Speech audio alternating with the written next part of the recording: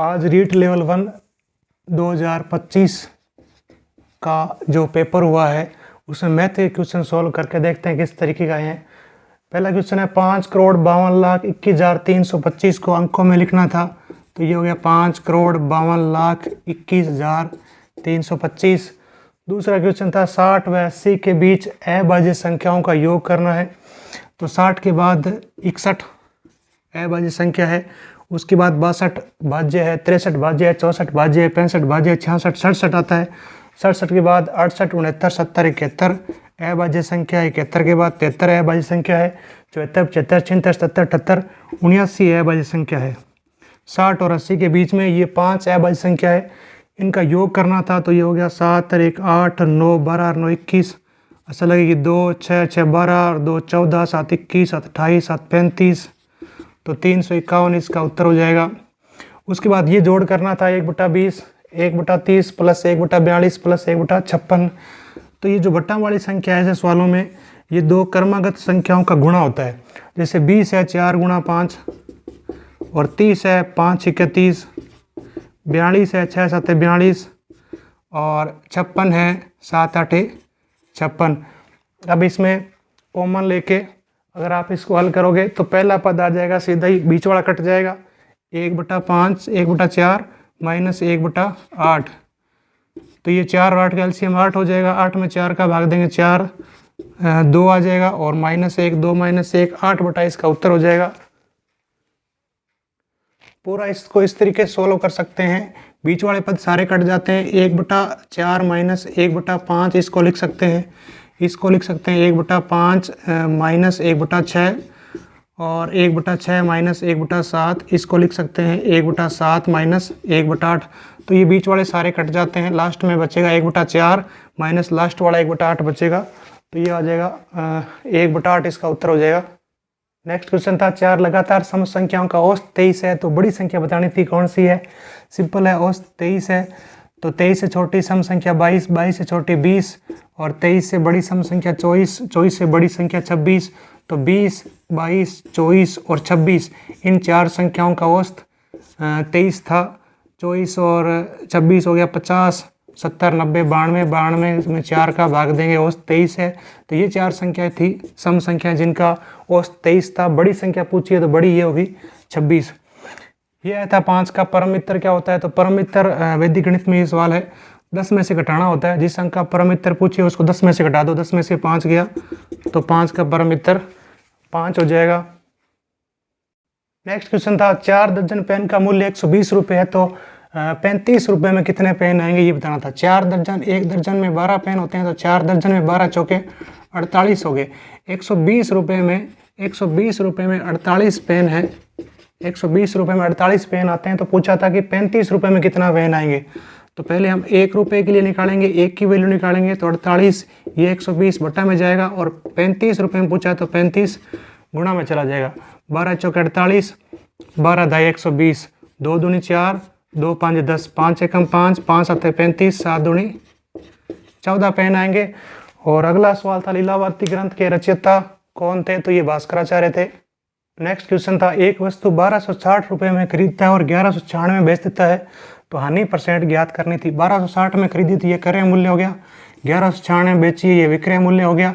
तो 1260 में खरीद कर 1196 में बेच दी, तो यहाँ पर हानि हो गई। 1260 में से 1196 घटाएंगे तो 64 रुपये की हानि हो गई। हानि % ज्ञात करना है तो बटा में क्रय मूल्य लिख देंगे जो कि 1260 है, % निकालना है तो गुणा में 100, इसको हल कर लेंगे। तो ये कट जाएगा, 2 से कट जाएगा तो 32, इसमें 2 का भाग देंगे 630 10 ये कट जाएगा। और उसके बाद में 320, 32 को 10 से गुणा करके 320 और 63 का भाग देना है। यहाँ 1197 रुपये में बेचा गया है, तो हानि हो गई यहाँ पर 63 रुपये की, और बटा में क्रय मूल्य हो गया 1260 गुणा में 100, 10 से 10 कट गया, 63 एकम 63, 63 दूना 126, 10 में 2 का भाग देंगे तो ये 5% की हानि हो गई। नेक्स्ट क्वेश्चन था प्रथम 5 प्राकृत संख्याओं के घनों का औसत ज्ञात करना है, तो पहली 5 संख्या होगी 1 2 3 4 5, इनका घन हो गया 1 का क्यूब 2 का क्यूब 3 का क्यूब 4 का क्यूब। औसत ज्ञात करना है तो जोड़ करके 5 से भाग देना था। 1 का क्यूब 1, 2 का क्यूब 8, 3 का क्यूब 27, 4 का 64, 5 का 5 5 25 25 5 125, सबको जोड़ के 5 का भाग देना था।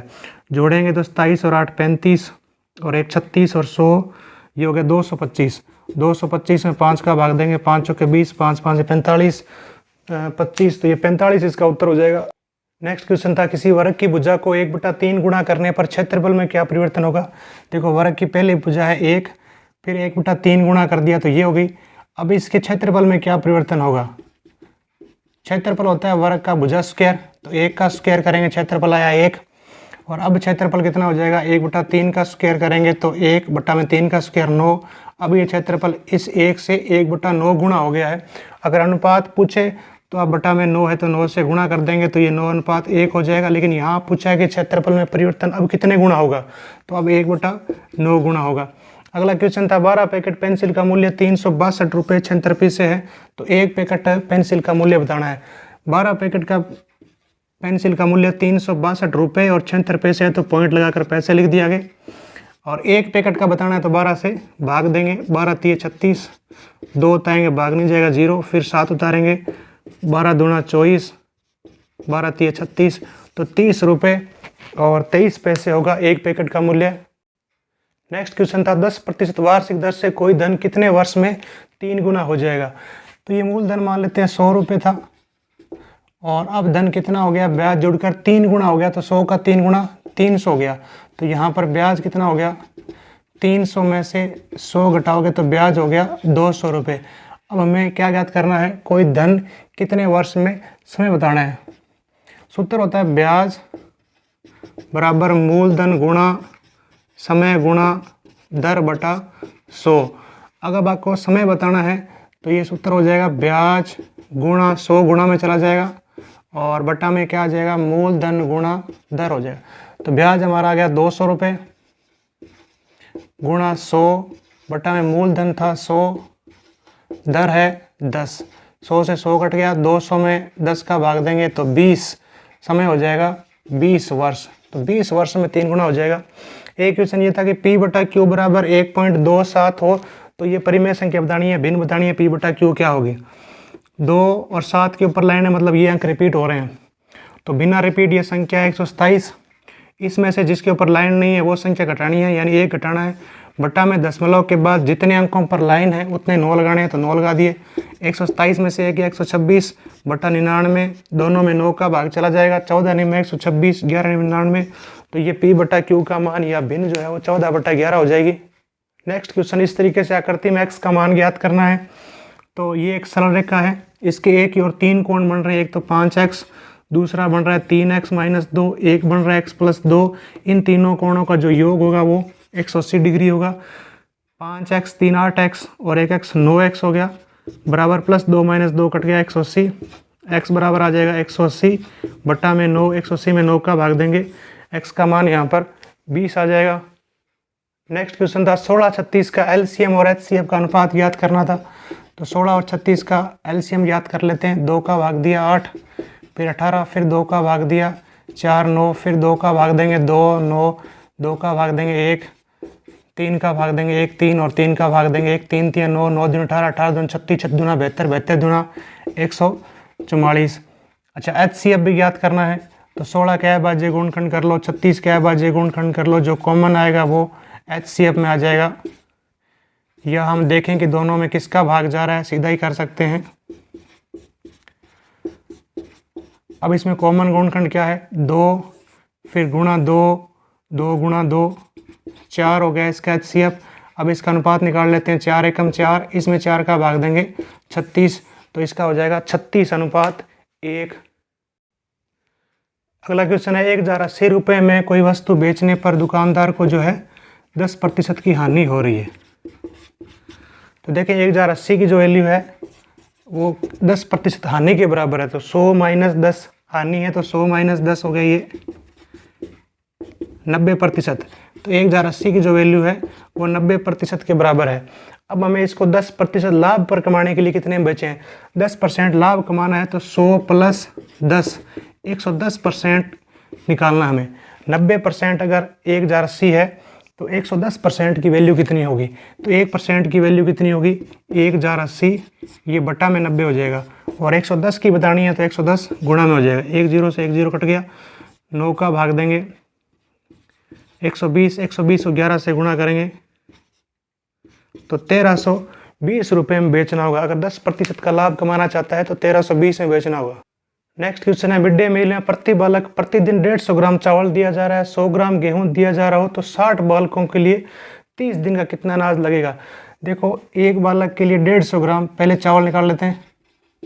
150 ग्राम एक बालक के लिए रोजाना, कितने बालक हैं? 60 बालक है तो 60 से गुणा कर देंगे। ये एक दिन का हो गया, 30 दिन का बताना है तो 30 से और गुणा कर देंगे। तो ये तो हो गए यहाँ पर चावल, और गेहूं जो है वो है 100 ग्राम एक बालक का एक दिन के लिए, 60 बालक के लिए तो 60 से गुणा कर दो, 30 दिन के लिए 30 से गुणा कर दो। तो ये तो आ जाएगा टोटल 15 छिक्के 90, 90 270, पीछे 1 2 3 0 लग जाएंगे, और ये हो जाएगा 6 3 18, और पीछे 2 और 2 4 0 लग जाएंगे। तो ये हो गया 270 किलो। ग्राम था, किलो में बदलेंगे तो 1000 से भाग देंगे तो 3 0 कट जाएंगे। 270 किलो और 180 किलो हो गया गेहूँ, और जोड़ने पर हो गया 450 किलो, यानी 4 क्विंटल और 50 किलो कुल अनाज लगेगा, जिसमें चावल 2 क्विंटल और 70 किलो, गेहूं 1 क्विंटल और 80 किलो। नेक्स्ट क्वेश्चन है, एक आयताकार मैदान की जो लंबाई है वो चौड़ाई से 10 मीटर अधिक है, 1 मीटर तार लगाने खर्चा 15.5 रुपये है। इस हिसाब से तार लगाने कुल खर्चा 1550 रुपये आ रहा है। तो आयताकार मैदान की लंबाई ज्ञात करनी है। देखो, 1 मीटर तार लगाने खर्चा 15.5 है और कुल खर्चा जो है 1550। इसमें अगर 15.5 का भाग दें तो हमें पता चलेगा कि कुल कितना मीटर तार लगी है, यानी आयताकार मैदान का परिमाप कितना है। तो ये पॉइंट उठाएंगे, ऊपर 0 लग जाएगा। तो ये आ गया हमारे पास 100 मीटर जो है वो तार, 100 मीटर की लंबी तार लगी है चारों तरफ। तो ये परिमाप हो गया 100 मीटर। परिमाप होता है लंबाई और चौड़ाई के जोड़ का दुगना, ये 100 हो गया। अब लंबाई और चौड़ाई का जोड़ कितना होगा? 100 में 2 का भाग देंगे 50। लंबाई और चौड़ाई का जोड़ है वो 50 आ गया। और यहाँ पर ये कह रहा है कि लंबाई जो है वो चौड़ाई से 10 मीटर ज़्यादा है, यानी लंबाई और चौड़ाई का अंतर जो है वो 10 मीटर है। अब हमें लंबाई बतानी है, तो ऐसे सवालों में इन दोनों को जोड़ दो, plus B minus B cancel हो गया। एल और एल कितना हो गया? 2L, 50 और 10 कितना हो गया? 60। एल बराबर कितना आ गया? 60 बटा 2 30। तो लंबाई 30 हो गई और चौड़ाई जो है वो 20 हो गई है।